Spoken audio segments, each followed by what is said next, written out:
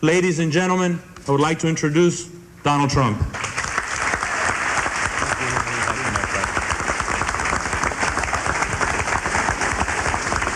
Thank you very much.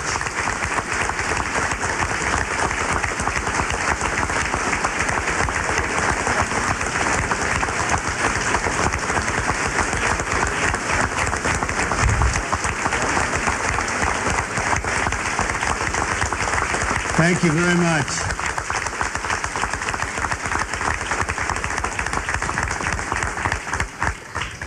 So what Jorge is saying is that when Cuba's free, I get the first hotel? Is that true? Sounds like a good deal to me. Well, this all began as just a little talk. I was going to come down from Palm Beach real quick and speak in front of 100 people. And this turned out to be thousands, and it turned out to be lines that are waiting outside to get into the room. But we really didn't want to delay you, and I also didn't want to delay myself because it's time to go back. I will tell you this, that Jorge Mas has done an amazing job for you folks. He is fighting endlessly and tirelessly, and he just doesn't stop. So I want to congratulate Jorge. Congratulations.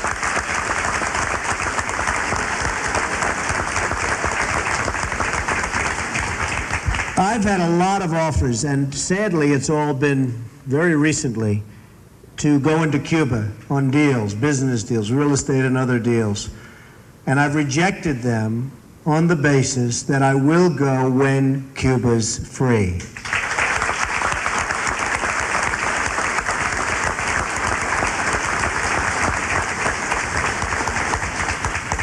As you know, and the people in this room know better than anyone, putting money and investing money in Cuba right now doesn't go to the people of Cuba.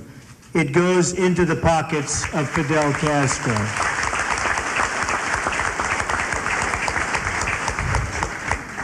He's a murderer. He's a killer. He's a bad guy in every respect. And frankly, the embargo against Cuba must stand, if for no other reason than if it does stand, he will come down. He will tumble down, and it'll finally happen. What a waste of energy and time and effort if this government opens up Cuba before Castro is gone. It's going to line his pockets. The country will become wealthy again, and it'll have the same regime it's had for so many years, and that's a regime headed by Fidel Castro. And it's inconceivable to me when I see the weak stance taken by our current administration. Inconceivable that this can happen, especially with the spirit in this room, because the spirit of the Cuban people is beyond any spirit that I've seen by any people, and I've been watching it for a long time.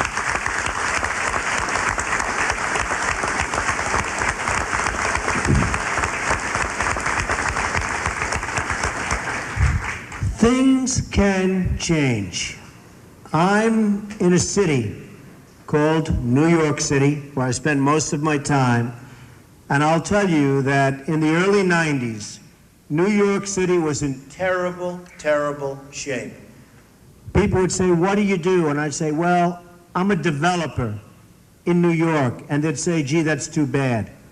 It had a terrible image, a terrible reputation. Crime was through the roof. Every problem you could have, it had. And now, just really a few years later, we have the greatest and the hottest city in the world. Everybody wants to be there. Everybody loves it. And the change has been unbelievable. In the early 90s, and I'll tell you this little story. I've said it a couple of times before, but not often. But in the early 90s, to show you how bad things were in New York, I was walking down the street with a young and very beautiful woman named Marla. Did anybody ever hear that name before? And I was on 5th Avenue and 57th Street, and I pointed to a man across the street right in front of the doorway to Tiffany. And I said, do you know who that man is? And she said, yes. Isn't it a shame? He's a beggar. And I said, well, do you know that he's worth $900 million more than I am? And she looked at me somewhat naively, although perhaps she wasn't as naive as I thought. And she said, what do you mean, Donald? He's not worth $900 million, is he? I said, no. Let's assume he's worth nothing, monetarily, of course. But I'm worth right now minus $900 million. And you know, she didn't run away. She didn't run down the street. Perhaps it would have been a good thing. And that's where we were in New York. That was the early 90s. The city was a disaster. My company was in trouble. I was in trouble. And today, my company is much bigger and stronger, wealthier, by any definition you want to go, than it was in the 1980s, which everybody thought was such a good time. The point is that things can turn around, and they can turn around very rapidly. I've gotten to know and become friends with a lot of people today, a lot of great people, a lot of people with tremendous spirit. I also, if I step back, watch and see our government policies, not only in Cuba, but on lots of other things. And it's not policy by common sense, because we don't have too much common sense in our government. And I see the spirit that we have with regard to Cuba, and then I see the politicians not only disregarding that spirit, because sometimes you have to do that, but just totally going the wrong way on a policy that would be so simple, and frankly, after many, many years, is ready to work. And that's the opening up of Cuba to investment by people such as myself and lots of others. But we must not reward Fidel Castro with trade, hard currency, or respect.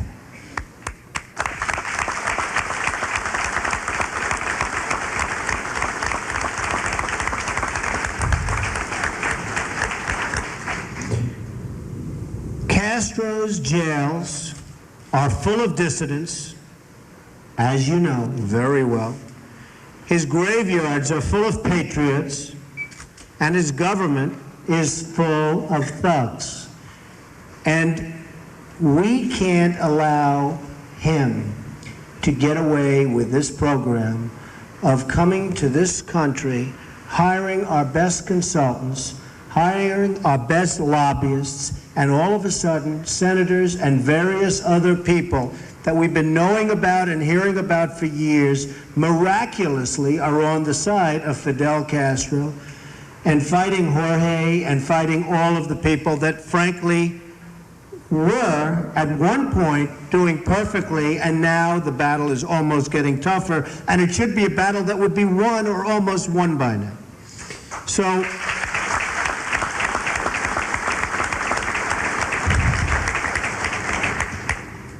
I believe the progress that's taken place due to people like Senator Bob Torricelli, who I guess most of you folks know,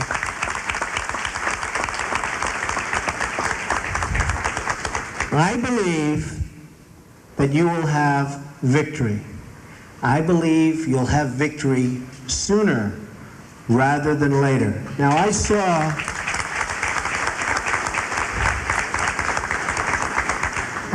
Castro the other night on television, and he's not looking good.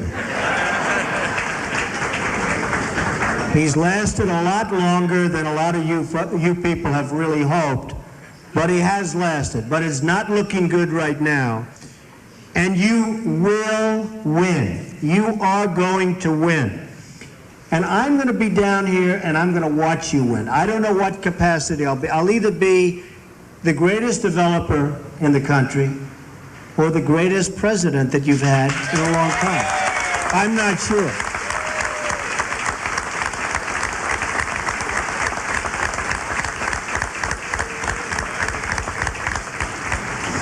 I do know that if I could meet Castro right now, something I prefer not have to do, but if I could meet Castro right now, I'd have personally 2 words for him.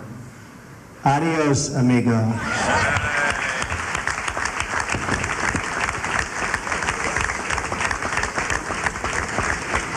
This trip has been very unusual. I'm very spoiled. I live in a large house up the road in Palm Beach, and I came down. Your police force has been phenomenal. I've never gone from point A to point B so quickly in my life. I didn't even know we were here. It was incredible. But they have been amazing, and I want to just compliment them. Really professionals. But I've learned a tremendous amount. Jorge has taken me to more. I have met more Cubans than I knew existed here. And they are great people. And now I'm friends, and I'm going to be here whenever you need me.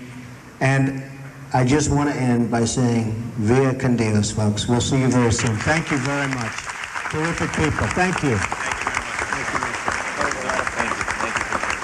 Thank you, everybody.